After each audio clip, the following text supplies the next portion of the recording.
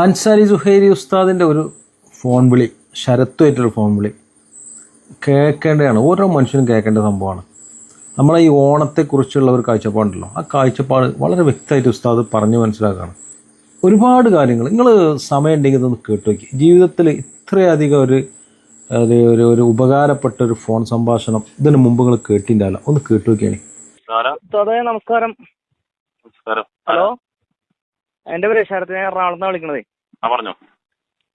ഞാനേ ഉസ്താദിന്റെ ഒരു വീഡിയോ കണ്ടിട്ട് ഒരു സംശയം ചോദിക്കാൻ വിളിച്ചാണ്. ഉസ്താദ് മറ്റേ ഓണാഘോഷമായിട്ട് ബന്ധപ്പെട്ടൊരു വീഡിയോ ഇട്ടിരുന്നല്ലോ. അപ്പൊ അതിനെപ്പറ്റി എന്താണെന്ന് ചോദിക്കാൻ വേണ്ടിട്ടൊന്ന് മുസ്ലിം സമുദായത്തോട് പറയുന്നത്, മുസ്ലിമീങ്ങളോട് മാത്രം പറയുന്നത്, ഇസ്ലാം മത വിശ്വാസികളോട് പറയുന്നതാണ്. അല്ല മറ്റാരെയും. ഇപ്പൊ നിങ്ങൾക്ക് വേറെ വിഭാഗത്തിന് അവരുടെ ആഘോഷങ്ങളും അവരുടെ സന്തോഷങ്ങളും അവരുടെ ആഹ്ലാദങ്ങളും ഒക്കെ പ്രകടിപ്പിക്കുന്നുണ്ട്. യാതൊരു വിരോധമില്ല. ഒരു യഥാർത്ഥ ഹിന്ദുവാകുന്ന എപ്പോഴാണെന്നറിയോ? അവന്റെ വിശ്വാസത്തിൽ വെള്ളം ചേർക്കാതെ അടിയുറച്ച് നിൽക്കുമ്പോഴാണ്. ഒരു ക്രൈസ്തവനും അങ്ങനെ തന്നെയാണ്. അതേസമയം ഹിന്ദു അല്ലാതെ നമുക്ക് ജീവിക്കാൻ പറ്റില്ല ഉസ്താദേ. ഇല്ല, ആർക്കും എന്തും ഏത് രൂപത്തിൽ ജീവിക്കാൻ ഇവിടെ ഫണ്ടമെന്റൽ റൈറ്റ്സ്. അപ്പൊ ഹിന്ദു അല്ലാണ്ട് നമുക്ക് ജീവിക്കാം. ഞാൻ ഹിന്ദുവായിട്ട് ജീവിക്കുന്ന ആളല്ല. എന്റെ പേരിൽ ഹിന്ദു ഉണ്ടെന്നില്ല, ഞാൻ അങ്ങനെ ജീവിക്കുന്ന ആളല്ല. ഞാൻ ഈ പറയുന്നത് ഉദാഹരണം പറഞ്ഞല്ലേ, അപ്പൊ നിങ്ങൾ പറഞ്ഞില്ലേ എനിക്ക് ഹിന്ദുവായിട്ട് ജീവിക്കാൻ അവകാശം ഉണ്ടെന്ന്. എനിക്ക് മുസ്ലിമായിട്ട് ജീവിക്കാൻ അവകാശമില്ലേ? ഉണ്ട്. അപ്പൊ എനിക്ക് എന്റെ വിശ്വാസികളോട് എനിക്ക് പറഞ്ഞൂടെ? തീർച്ചയായിട്ടും പറയാം. അത് ഉസ്താദ് അത് പറഞ്ഞത് കൊണ്ടിട്ടാണല്ലോ ഞാൻ ഇങ്ങനെ വിളിച്ചത്. അപ്പൊ എനിക്കൊരു സംശയം എന്ന് വെച്ചാൽ ഉസ്താദെ, 2-3 വർഷമായിട്ട് ഇപ്പൊ പണ്ഡിതന്മാരായിട്ടുള്ള ആൾക്കാരെല്ലാരും ഇങ്ങനെ പറയണതാണ് ഓണം ആഘോഷിക്കാൻ പാടില്ല, ഓണാഘോഷിക്കാൻ പാടില്ല, ഓണാഘോഷിക്കാൻ പാടില്ല എന്ന് എങ്ങനെ പറയാറുണ്ട്. പക്ഷെ എല്ലാ മുസ്ലിങ്ങളായിട്ടുള്ള സഹോദരങ്ങളും ഓണം ആഘോഷിക്കാറില്ല. എല്ലാവരും പിടിക്കണ്ട. എല്ലാവരും പിടിക്കണ്ട.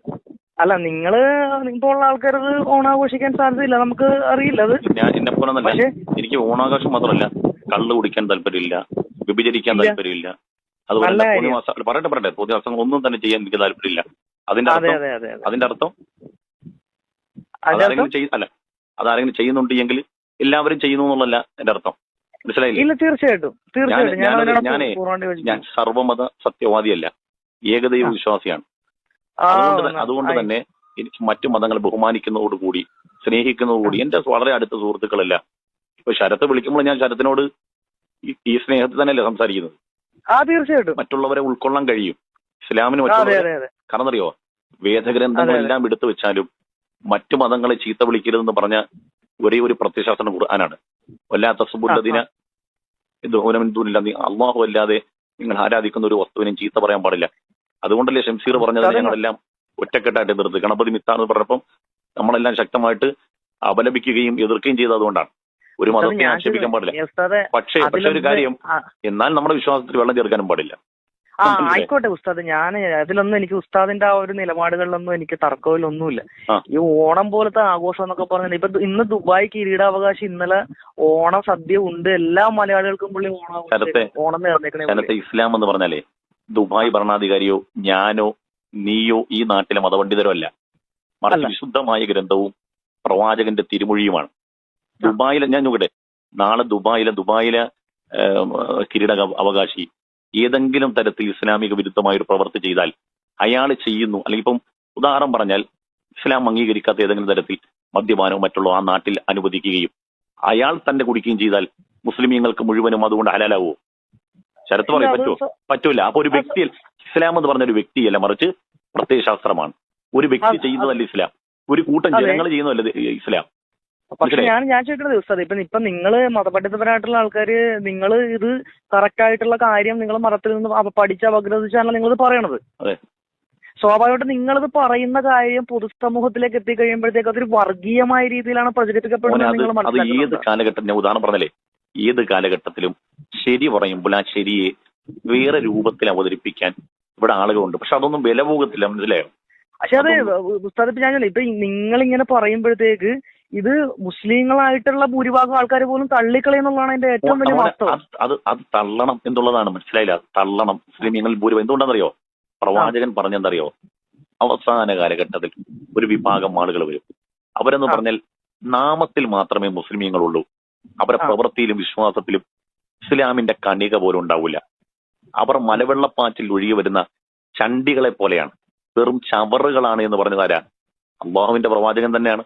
അപ്പൊ അവരങ്ങനെ കാട്ടണം, എന്നാലേ കറക്റ്റ് ആവുള്ളൂ. പറയുന്നത് ഇപ്പൊ തന്നെ മുസ്ലിം പെൺകുട്ടികൾ ഇസ്ലാമിൽ പരസ്യമായി നൃത്തം ചെയ്യല് ഇസ്ലാം അനുവദിക്കുന്ന കാര്യമല്ല. പക്ഷേ ഇഷ്ടംപോലെ പെൺകുട്ടികൾ നൃത്തം ചെയ്യുന്നില്ലേ സോഷ്യൽ മീഡിയയിലൊക്കെ? ഉസ്താദ് ഞാൻ ചോദിക്കുന്നത് ഈ ആർട്ടിഫിഷ്യൽ ഇന്റലിജൻസിന്റെ കാലഘട്ടത്തിൽ ജീവിക്കുന്ന നമുക്ക് ഇതൊക്കെ നമുക്ക് ബാധകമാണോ? ആർട്ടിഫിഷ്യൽ ഇന്റലിജന്റ് നിർമ്മിച്ചത് സ്വയം ഉണ്ടായതാണോ മനുഷ്യൻ നിർമ്മിച്ചാണോ? അത് ഞാൻ ചോദിക്കുന്നത് മനുഷ്യൻ നമ്മള് ഇവിടെ ഇരുന്ന് നമ്മളിവിടെ ഇരുന്ന ആർട്ടിഫിഷ്യൽ ഇന്റലിജന്റ് സ്വയം നിർമ്മിക്കപ്പെട്ടതാണോ മനുഷ്യൻ ഉണ്ടാക്കിയതാണോ? അത് മനുഷ്യനുണ്ടായ സ്വാഭാവികമായിട്ട് അമേരിക്കക്കാരുണ്ടാക്കിയ സാധനം. ഓക്കെ, അമേരിക്കക്കാരൻ എങ്ങനെ ഉണ്ടാക്കിയതാണ്? അവന്റെ തലച്ചോറ് ഉപയോഗിച്ചല്ലേ? അല്ലേ? ഇത്രയും വലിയ തലച്ചോറിന്റെ ഞാൻ ഒറ്റ വിഷയമുള്ളൂ. ഇത്രയും സങ്കീർണമായ ഒരു സംഭവം ഉണ്ടാക്കിയത് സ്വന്തം ഉണ്ടായതല്ല. ഇത്രയും ഭയങ്കര സങ്കീർണമായ ഒരു സാധനമാണ് ഈ ആർട്ടിഫിഷ്യൽ ഇന്റലിജൻസ് എന്ന് പറഞ്ഞാൽ. ഭയങ്കര സങ്കീർണമായ നമ്മളെ അത്ഭുതപ്പെടുന്ന ഒരു സൃഷ്ടിയല്ലേ? വളരെ അത്ഭുതപ്പെടുന്ന സൃഷ്ടിയല്ലേ? തീർച്ചയായിട്ടും. അത് നിർമ്മിക്കാൻ ഉപയോഗിച്ചത് മനുഷ്യന്റെ തലയല്ലേ? അതെ. നമ്മൾ തന്നെ സ്വയം പറയുന്നു ഇത് സ്വയം നിർമ്മിക്കപ്പെട്ടതല്ല, മറിച്ച് മനുഷ്യൻ നിർമ്മിച്ചതാണെന്ന്. എന്നാൽ ഈ ആർട്ടിഫിഷ്യൽ ഇന്റലിജൻസിനേക്കാൾ കാലാന്തരത്തിൽ ഇതിനേക്കാൾ വലിയ അത്ഭുതങ്ങൾ സൃഷ്ടിക്കാൻ മനുഷ്യൻ ഇനിയും കഴിയില്ലേ? തീർച്ചയായിട്ടും കഴിയും. അവനിക്ക് അതിന്റെ കാരണം അവന് തലച്ചോറല്ലേ? അതെ. ആ തലച്ചോറ് അവനിക്ക് സ്വന്തം സ്വയം രൂപപ്പെട്ടതാണെന്ന് നിങ്ങൾ വിശ്വസിക്കുന്നുണ്ടോ? ശരത്ത് വിശ്വസിക്കുന്നുണ്ടോ? ഞാൻ ഉസ്താദ് ഇപ്പൊ ഈ ഉസ്താദ് പറയുന്ന മറുപടി കിട്ടുന്നില്ല. എനിക്ക് ഉത്തരവാണ് കിട്ടേണ്ടത്. അത് എനിക്കും തീർച്ചയായിട്ടും ഞാൻ പറഞ്ഞ ഉസ്താദ് ഈ പറഞ്ഞ 1400 കൊല്ലം മുമ്പും 2000 വർഷം മുമ്പും 6000 വർഷം മുമ്പും മനുഷ്യരിവിടെ ജീവിച്ചിരുന്നു. പക്ഷെ അവരാരും ഒന്നും കണ്ടുപിടിച്ചിട്ടില്ല. പക്ഷെ ഇന്നത്തെ കാലഘട്ടത്തിൽ സാങ്കേതിക വിദ്യ പുരോഗമിച്ചപ്പോഴെല്ലാം കണ്ടുപിടിച്ചു. അവരൊന്നും കണ്ടുപിടിച്ചില്ല എന്നതിന്റെ അർത്ഥം അവർ ബുദ്ധിയില്ലാത്തവരും വിവരമില്ലാത്തവരും. ഓരോ കാലാന്തരത്തിൽ അതാത് മനുഷ്യനിക്ക് അനുയോജ്യമായ ഓരോന്നും ഓരോ കാലാന്തരത്തിൽ കണ്ടുപിടിക്കപ്പെട്ടിട്ടുണ്ട്. അഥവാ ഈ ബിഗ് ബാങ് തിയറി അഥവാ പ്രപഞ്ചോൽപത്തിയുടെ ഉടനെ തന്നെ ഇതൊന്നും കണ്ടുപിടിക്കപ്പെടുകയില്ല. മനുഷ്യൻ ഒരുപാട് ത്യാഗം ചെയ്ത് കഷ്ടപ്പെട്ട് അവൻ കാലത്തോട് പോരാടി തന്നെയാണ് ഇതെല്ലാം ഉണ്ടാക്കിയത്. അപ്പോഴും നമ്മൾ പറയുന്നു മനുഷ്യൻ കാലത്തോട് പൊരുതിയ നമ്മൾ പറയുന്നത് മനുഷ്യൻ കാലത്തോട് പൊരുതിയത്. മനുഷ്യൻ ഈ കാലത്തോട് പൊരുതാനുള്ള ഈ മെമ്മറിയും ഈ കരുത്തുറ്റ കഴിവൊക്കെ എവിടുന്നാ കിട്ടിയത്? എവിടെന്നാണ് കിട്ടിയ ഉസ്താദ്? അത് മനുഷ്യൻ ആർജിച്ചെടുത്ത കഴിവല്ലേ ഉസ്താദ്? എങ്ങനെ സ്വയം ആർജിച്ചെടുത്തോ? ആ ഉത്തരം കിട്ടുന്നത് സ്വയം ആർജിച്ചെടുത്തോ? ഉസ്താദ് ഈ ലോകത്തിലുള്ള എല്ലാ ഞാനൊരു കാര്യം വെള്ളത്തിലടങ്ങിയിരിക്കുന്ന ഘടകം ഏതൊക്കെയാ? വെള്ളത്തിൽ അടങ്ങിയിരിക്കുന്ന ഘടകത്തെ നമ്മൾ കണ്ടുപിടിച്ചു അല്ലെ? ഈ ഘടകം പിടിച്ചു. ഈ ഘടകം കണ്ടുപിടിക്കുന്നതിന് മുമ്പ് വെള്ളം ഇല്ലായിരുന്നോ? ഉണ്ടായിരുന്നു. അത് പിന്നീട് നമ്മൾ കണ്ടെത്തുകയാണ്. നമ്മൾ കണ്ടെത്തുകയാണ് അതിനകത്ത് ഉള്ള ഘടകം. നിലവിൽ വെള്ളമുണ്ട്. അപ്പൊ നമ്മൾ പറയുന്നത് എല്ലാ വസ്തുക്കളും ഇവിടെ ഉണ്ട്. നമ്മൾ പിന്നീട് അതിന്റെ ശരികളിലേക്കും അതിന്റെ ഉത്തരങ്ങളിലേക്കും നമ്മൾ എത്തിച്ചേരുകയാണ്. അത് എത്തിച്ചേരുന്നത് നമ്മുടെ ബുദ്ധി കൊണ്ടാണ്. ആ ബുദ്ധി നമ്മൾ പറയുന്നു ഈ നമ്മുടെ ബുദ്ധി ഉപയോഗിച്ച് നമ്മൾ കണ്ടുപിടിക്കുന്ന വലിയ വലിയ അത്ഭുത സംഭവങ്ങൾ മുഴുവനും നമ്മുടെ തല ഉപയോഗിച്ചാണ് കണ്ടുപിടിക്കുന്നത്. സ്വയം ഉണ്ടായതല്ല നമ്മൾ പറയുന്നത്. പക്ഷെ അത് നമ്മളെ സൃഷ്ടിച്ച ആ മെമ്മറി നമുക്ക് തന്നത് ആരാന്ന് ചോദിച്ചാൽ നമ്മൾ പറയും സ്വയം ഉണ്ടായതാണ്. അങ്ങനെയാണ് എങ്കിൽ നമുക്ക് ഒറ്റ ചോദ്യമുള്ളൂ, എന്തുകൊണ്ട് മനുഷ്യർ മൃഗത്തിൽ നിന്ന് വ്യതിരിക്തമായി നിൽക്കുന്നു? മൃഗങ്ങൾക്ക് നമ്മുടെ ബുദ്ധിയുണ്ടോ? നമ്മുടെ ബുദ്ധി ഇല്ല. ഈ ഇന്ന് വരെ ചരിത്രത്തിൽ മനുഷ്യനെ മൃഗം വാഹനമായി ഉപയോഗിച്ചിട്ടുണ്ടോ? മനുഷ്യനെ മൃഗങ്ങൾ വാഹനമായി ഉപയോഗിച്ചിട്ടുണ്ടോ? ഉണ്ടാവാൻ സാധ്യതയില്ല. ഇല്ല. പക്ഷെ മനുഷ്യൻ എന്തിനു ഉപയോഗിച്ചിട്ടുണ്ട്? മൃഗത്തിനെ ഉപയോഗിച്ചിട്ടുണ്ട്, വാഹനമായി ഉപയോഗിച്ചിട്ടുണ്ട് അല്ലെ? അപ്പൊ മനുഷ്യനും മൃഗവും തുല്യമാണോ എന്ന് ചോദിച്ചാൽ നിങ്ങളുടെ ഉത്തരം എന്താണ്? മനുഷ്യനും മൃഗവും തുല്യമാണോ എന്ന് വെച്ചാൽ തുല്യമല്ലെന്ന് തന്നെ. എന്നാൽ എന്തുകൊണ്ടാണ് തുല്യമല്ലാത്തത്? ഇത് രണ്ടും വ്യത്യസ്തങ്ങളായ ജീവികളും വ്യത്യസ്തങ്ങളായ ബുദ്ധിവൈഭവമാണ് മനുഷ്യനും അതുപോലെ മൃഗങ്ങൾക്കുള്ളത്. എന്തിനായിരിക്കും ഈ മനുഷ്യർക്ക് മാത്രം സ്വാഭാവികമായി ഇത്ര വലിയൊരു ബുദ്ധി വന്നത്? നമ്മൾ പറയുന്നു ഈ കുരങ്ങിൽ നിന്നാണ് ഇതെല്ലാം നമ്മൾ ഉണ്ടാക്കപ്പെട്ടതും മാറ്റപ്പെട്ടതും എല്ലാം പരിണാമ സിദ്ധാന്തം കൊണ്ടാണ്. എന്തുകൊണ്ട് ഈ മനുഷ്യൻ മാത്രം, കുരങ്ങിൽ നിന്ന് സൃഷ്ടിക്കപ്പെട്ട മനുഷ്യൻ ഇന്ന് നിലവിൽ ഭയങ്കര ബുദ്ധിമാനും നിലവിൽ കുരങ്ങന് ഈ ലോകത്തൊരു സാധ്യത ഇല്ലാതായി പോയി? എന്തുകൊണ്ടായിരിക്കും അത്? അവിടെയാണ് നമ്മൾ മനസ്സിലാക്കേണ്ടത് മനുഷ്യനൊരു പ്രത്യേകതയുണ്ട്. ശരിയല്ലേ? മനുഷ്യനെല്ലാം മൃഗങ്ങളെക്കാളും പ്രത്യേകത എന്ന് വെച്ചാൽ മനുഷ്യന് കൃത്യമായ ജീവിത സംഹിതയും ലക്ഷ്യമുണ്ട്. ശരിയല്ലേ? അല്ല, ഈ ലക്ഷ്യം എങ്ങനെ ഉണ്ടായി എന്ന് ചോദിക്കുന്നു. എന്തായിരിക്കും ജീവിതത്തിന്റെ അർത്ഥം? ശരത്ത് പറഞ്ഞാൽ ജീവിതത്തിന്റെ അർത്ഥം എന്താ? ആഹാരം കഴിക്കലോ കളിയോ ചിരിയോ തമാശയോ മാത്രമാണോ ജീവിതം എന്ന് എനിക്ക് പറഞ്ഞാൽ മതി. ജീവിതത്തിന്റെ ഉത്തരം പറഞ്ഞ് നമ്മുടെ ഈ കോൾ ഇവിടെ അവസാനിക്കും. എനിക്ക് ജീവിതത്തിന്റെ ഉത്തരവ് കിട്ടിയിട്ടില്ല. എന്താണ് ജീവിതം അർത്ഥമാക്കുന്നത്? ഞാന് ഇപ്പൊ ഉസ്താദ് ഈ ജീവിതത്തിന്റെ ലക്ഷ്യം എന്താണെന്ന് ഓരോരുത്തരോടും ചോദിച്ചാൽ ഓരോരുത്തരും പറയാൻ പോകുന്ന ഓരോരോ മറുപടി ആയിരിക്കും. പക്ഷെ ആ മറുപടി ഒന്നും എന്താവൂല, ആ മറുപടി ഒന്നും ശരിയിലേക്ക് എത്തൂല. ഞാൻ ഉദാഹരണം പറഞ്ഞുതരാം. ഞാൻ ഇപ്പൊ ശരത്തിനോട് പറയാണ്, ശരത്ത് മോനെ, ലോകം ഞാൻ പറയാണ് ശരത്തെ, മരണാനന്തരം ഒന്നും ഒരു ജീവിതമില്ല, ഇനി ഒന്നും മേടിക്കാനുമില്ല, ഇനി ഒരു സ്വർഗം കിട്ടാനുമില്ല, എല്ലാ സ്വർഗവും ഇവിടെ തന്നെയാണ്. ഞാനിപ്പോ ശരത്തിനോട് പറയാണ്, എല്ലാ സന്തോഷങ്ങളും സുഖങ്ങളും എല്ലാം ഭൂമിയിൽ തന്നെയാണ് സ്വർഗം, അല്ലെ? അതിന് ഒറ്റ നിരൂപണം മാത്രമേ ഉള്ളൂ ശരത്തെ. ഈ ഹിറ്റ്ലർ ഇവിടെ 60 ലക്ഷത്തിലധികം ആളുകളെ കൊന്നു, ശരിയല്ലേ? അദ്ദേഹം എന്തിനു വേണ്ടിയാ കൊന്നത്? അദ്ദേഹം ഏകാധിപതിയായി ഇവിടെ ഭരണം നടത്താൻ വേണ്ടി, സ്വർഗ സമാനമായി ജീവിതം നയിക്കാൻ വേണ്ടി എന്ത് ചെയ്തു? ഈ ജൂതന്മാരെ കൊന്നൊടുക്കി, അല്ലെ? എന്നാൽ അദ്ദേഹം ഇവിടെ സന്തോഷവും സുഖങ്ങളും എല്ലാം ഈ ഭൂമിയിൽ അനുഭവിച്ചു. ഒടുവിൽ അദ്ദേഹം സ്വയം വെടിവെച്ച് മരിച്ചെങ്കിലും അയാളെ ഏകാധിപത്യം സ്ഥാപിക്കാൻ വേണ്ടി 60 ലക്ഷത്തിലധികം ജൂതന്മാരെ കൊല്ലുകയും അയാൾ പ്രജാപതിയായി ഇരിക്കുകയൊക്കെ ചെയ്തു. അവസാനം ഒടുവിൽ അയാൾ മരിച്ചു.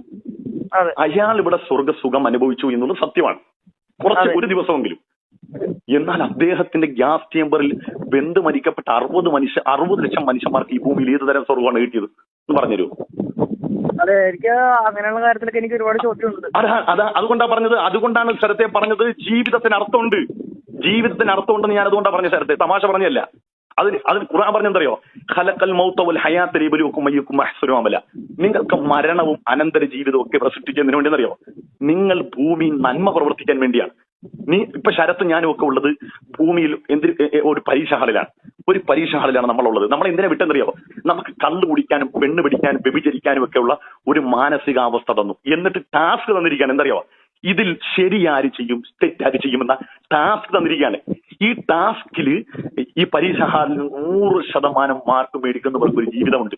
ഇല്ലെങ്കിൽ 60 ലക്ഷം പേരെ കൊന്ന ഹിറ്റ്ലറിന് ഒറ്റ പ്രാവശ്യം മാത്രം വെടികൊണ്ട് മരിക്കപ്പെടുമ്പോൾ അവിടെയുള്ള നീതി എന്താണ്? 60 ലക്ഷം മനുഷ്യർക്ക് നീതി കിട്ടണ്ടേ? അങ്ങനെയെങ്കിൽ 60 ലക്ഷം പ്രാവശ്യം അയാൾ എന്ത് ചെയ്യണം? കൊല ചെയ്യപ്പെടണം, അയാൾ ആത്മഹത്യ ചെയ്യപ്പെടണം, എങ്കിൽ മാത്രം നീതിയാവുള്ളൂ. ഒരാൾക്ക് വേണ്ടി മാത്രമേ ഹിറ്റ്ലർ എന്ത് ചെയ്തു? വെടികൊണ്ട് മരിച്ചിട്ടുള്ളൂ. ബാക്കിയുള്ള ലക്ഷക്കണക്കിന് മനുഷ്യരുടെ ജീവിതത്തിന് നീതി കിട്ടണമെങ്കിൽ അത്രയും പ്രാവശ്യം അയാൾ ആത്മഹത്യ ചെയ്യപ്പെടണം. അതുകൊണ്ട് ശരത്ത് എപ്പോഴെങ്കിലും രാത്രി ഈ റൂമിന്റെ ലൈറ്റ് ഓഫ് ആക്കിയിട്ട് ശരത്തൊന്നിരുന്നു ഏകാന്തമായി ചിന്തിച്ചു നോക്ക്, എന്തുകൊണ്ട് ഞാനൊരു വ്യത്യസ്ത ജീവിയായി? ലോകത്തിലെ ഏറ്റവും സങ്കീർണമായ സൃഷ്ടി റോബോട്ടാകുമ്പോൾ ആ റോബോട്ടിനെയും അതിനപ്പുറം സൃഷ്ടിക്കാൻ കഴിവുള്ള ഒരു മനുഷ്യൻ, എല്ലാത്തിനും വ്യതിരിക്തമായ ഒരു മനുഷ്യന്റെ ജീവിത സംഹിതയെല്ലാം തന്നിട്ട് നമ്മൾ പറയുകയാണ് ഇതെല്ലാം ഇവിടെ സ്വാഭാവികതയിൽ നിന്നുണ്ടായതാണ്, എല്ലാം സ്വാഭാവികതയിൽ നിന്നും എല്ലാം അങ്ങ് തന്നെ ഉണ്ടായി വന്നതാണെന്ന് പറയുമ്പോൾ വിഡ്ഢികൾക്കല്ലാതെ ഇത് മനസ്സിലാക്കാൻ കഴിയില്ല. ബോധമുള്ളവൻ ഒരിക്കലും അംഗീകരിക്കാൻ കഴിയില്ല. ഉസ്താദ് പറയുമ്പോഴത്തേക്ക് ഉസ്താദ് ഒരു മതത്തിന്റെ ഒരു അടിത്തറയിൽ നിന്നുകൊണ്ടാണല്ലോ സംസാരിക്കണം. അല്ല, ഞാൻ മതത്തിന്റെ അടിത്തറ ഞാൻ മതത്തിന്റെ അടിത്തറ മാത്രമല്ല, ഞാൻ നിനക്ക് വിശാലമായ ഒരു ചിന്ത തുറന്നു തരിക. ഞാൻ എന്നോട് ഇസ്ലാമിനെ കുറിച്ച് പറഞ്ഞു, ഇസ്ലാമിനെ കുറിച്ച് ഞാൻ പറഞ്ഞിട്ടില്ല, ഇതുവരെ ഇസ്ലാമിനെ കുറിച്ച് പറഞ്ഞില്ല. ഞാൻ വിശാലമായ ഒരു ചിന്തയുടെ വാതിന് ശരത്തിന് തുറന്നു തന്നിരിക്കുകയാണ്. ശരത്താണ് ചിന്തിക്കേണ്ടത്, ഇസ്ലാമിലേക്ക് വരാനല്ല ഞാൻ നിന്നെ വിളിച്ചത്. നിനക്ക് ശരികളിലേക്ക് വരാൻ ഇന്ന് ഞാൻ ഈ പറഞ്ഞ വാക്ക് നീ ആരോട് ഏത് യുക്തിവാദത്തിൽ ചോദിച്ചു? ജീവിതത്തിന്റെ അർത്ഥം എന്താ? ജീവിതത്തിന്റെ അർത്ഥം എന്താ? കാരണം അറിയോ, മൃഗങ്ങളെ സംബന്ധിച്ചിടത്തോളം അവർക്കൊരു വ്യവസ്ഥിതിയില്ല. എല്ലാം ഈ പ്രപഞ്ചത്തിൽ സൃഷ്ടിക്കപ്പെട്ടത് മനുഷ്യന് വേണ്ടിയാണ്. അപ്പൊ മനുഷ്യനാരാ? നീ ആരാന്നുള്ള ചോദ്യം നമുക്ക് മുമ്പിൽ നിൽക്കുകയാണ്. അങ്ങനെയെങ്കിൽ നമ്മളെ എല്ലാത്തിൽ നിന്നും വ്യത്യസ്തമായിട്ട് നമ്മളെ ഇങ്ങനെ സൃഷ്ടിക്കപ്പെട്ടിട്ടുണ്ട് എങ്കിൽ, നമുക്ക് ബുദ്ധി തന്നിട്ടുണ്ടെങ്കിൽ ആ ബുദ്ധി ചെലവഴിക്കാൻ വേണ്ടി തന്നല്ലേ? അല്ലേ? ചിന്തിക്കാൻ വേണ്ടി തന്നല്ലേ? ആ ചിന്തിച്ച് ഇവിടെ എത്തണമെന്നാണ് പറയുന്നത്. ഞാൻ ചോദിക്കുന്നത് ഉസ്താദ് ഇസ്ലാമിക അടിത്തറയിൽ വിശ്വസിക്കുന്ന ഒരു പണ്ഡിതനായത് ഞാൻ ഇത്രയും നേരം ഇസ്ലാമിനെ കുറിച്ചാണോ പറഞ്ഞത്? ശരത്തിനോട് ഞാൻ പറഞ്ഞു ചിന്തയുടെ ചക്രവാളം, ചിന്താ ചക്രവാളത്തിലേക്ക് നിങ്ങൾ ശ്രമിക്കുകയാണ്. നിങ്ങൾ ഏത് യുക്തിവാദിയോട് നിങ്ങൾ സംസാരിച്ചോ ജീവിതത്തിന്റെ അർത്ഥം എന്താണെന്ന് ചോദിച്ചാൽ ഒരുത്തരും മറുപടി പറയാനില്ല. തന്നെ സൃഷ്ടിക്കപ്പെട്ടത് ഉസ്താദേ ഇതേ കാര്യങ്ങൾ തന്നെയല്ലേ ഒരു പള്ളിയിലെത്തി നമ്മളോട് പറയണം, അല്ലെങ്കിൽ വേറെ ഏതെങ്കിലും തന്ത്രി നമ്മോട് പറയണം ഇതേ കാര്യങ്ങൾ തന്നെയല്ലേ? അപ്പൊ ഞങ്ങൾ എന്തെങ്കിലും വിശ്വസിക്കണം? അല്ല, നിങ്ങൾ ഇപ്പൊ പള്ളിയിൽ വളരെ സിമ്പിൾ ആയിട്ട് പറയുന്നത്, പള്ളിയിലെത്താൻ പറയുന്നതും അതുപോലെ തന്നെ അമ്പലത്തിൽ പൂജാരിയൊക്കെ പറയുന്നത് എന്താണ് പറയുന്നത്? നമ്മളോട് പറയുന്നത് പ്രപഞ്ചത്തിനൊരു സൃഷ്ടാവും മനുഷ്യനിക്കൊരു ജീവിത വ്യവസ്ഥയും മനുഷ്യർക്കൊരു ലക്ഷ്യബോധവും ഉണ്ട് എന്നല്ലേ പറയുന്നുള്ളൂ. മതം സ്വീകരിക്കാതിരിക്കുക, മതത്തിലേക്ക് ക്ഷണിക്കുക, അതിനപ്പുറം ആദ്യം എങ്ങോട്ടാ എത്തിക്കുക? നീ ദൈവമുണ്ട്, ദൈവം നമുക്കൊരു സംഹിത തന്നിട്ടുണ്ട്, മനുഷ്യന് ശരിയും തെറ്റും നിർണയിച്ചു തന്നിട്ടുണ്ട്, അത് ചെയ്യണം, അതനുസരിച്ച് പ്രതിഫലവും ശിക്ഷയും കിട്ടുമെന്ന് ഏതൊരു പൂജാരിയും ഏതൊരു ക്രിസ്ത്യൻ പള്ളിയിൽ അച്ഛനും പറയും. അതിനപ്പുറം മതത്തിലേക്ക് വരിക എന്നതിനപ്പുറം നീ ദൈവമുണ്ട് എന്ന് വിശ്വസിച്ചിട്ട് നിന്റെ ബുദ്ധി തന്നെ പറയും എനിക്ക് ഏക ദൈവം വേണോ, അതല്ല തൃത്വം വേണോ, അതല്ല 30 മുക്കോടി ദൈവങ്ങൾ വേണോ എന്ന് നിന്റെ മനസ്സ് തന്നെ പറയും നിന്നോട്. നിന്റെ മനസ്സ് അതിനെ ഒരു മുസ്ലിം ആവശ്യമില്ല, ഒരു പള്ളിയിൽ ഉസ്താദിന്റെ ആവശ്യമില്ല. നീ തന്നെ ശരി ഇന്ന് മുതൽ തേടി നീ അന്വേഷിക്കും. മനുഷ്യന്റെ ജീവിത ലക്ഷ്യം എന്താണെന്നറിയോ? യഥാർത്ഥ ശരി തേടിയുള്ള അലയില. യഥാർത്ഥ ശരി തേടിയുള്ള അലയില മനുഷ്യന്റെ ജീവിതം. നീ ശരി തേട്. നീ മറ്റെല്ലാ വിഡ്ഢിത്തരങ്ങളും കള. രവിചന്ദ്രനെ ആണെങ്കിലും മറ്റുള്ള യുക്തിവാദികളൊക്കെ അവരെയൊക്കെ വിഡ്ഢിത്തം വിട്. അവരെന്നൊക്കെ പറഞ്ഞാൽ ഈ പറയപ്പെട്ടതുപോലെ എന്താ പറയാ, മനുഷ്യന് ശരിയായ ദിശയിൽ തെറ്റിക്കാനുള്ളവരാ. ഇതൊക്കെ വിട്ട് മതത്തിനപ്പുറവും നീ ചിന്തിച്ചിട്ട് നിനക്ക് ഈ ശരിയിലേക്കുള്ള നിന്റെ യാത്ര തുടരും. അപ്പൊ നിനക്ക് മനസ്സിലാവും. ഇല്ലെങ്കിൽ അറിയോ, ഈ ജീവിതം വെറുതെ പാഴായി പോകുന്നത് ഞാൻ പറഞ്ഞത്. ശരത് ഉസ്താദ് പറഞ്ഞൊക്കെ എനിക്ക് ഇഷ്ടപ്പെട്ടു. ഉസ്താദ് വളരെ നല്ല കാര്യങ്ങളൊക്കെ തന്നെയാണ് പറഞ്ഞത്. ഞാനതുമായിട്ട് ബന്ധപ്പെട്ട് ഉസ്താദുമായിട്ട് എനിക്ക് അഭിപ്രായ വ്യത്യാസമൊന്നുമില്ല. ഞാൻ ഉസ്താദുമായിട്ട് തർക്കിക്കാനും ഞാൻ ആളല്ല. ഞാൻ അത്ര മേലെ അറിവുള്ള ഒരാളല്ലോ. ഏതായാലും ഈ ഒരു ചർച്ച ഇങ്ങനെ തുടരുകയാണ്. ഇത് ശരിക്കും നമ്മളെ ഹൃദയത്തിലേക്ക് ഇറങ്ങുന്ന ഒരു ചർച്ചയാണ്. ശരിക്ക് ഞാനത് ഒരുപാട് തവണ കേട്ടിട്ടോ, ഒരുപാട് തവണ കേട്ടു നോക്കി. കാരണം നമ്മളെ പല സംശയങ്ങൾക്കും പല ചിന്തകൾക്കുള്ള ഉത്തരം ഇതിൽ തന്നെ ഉണ്ട്.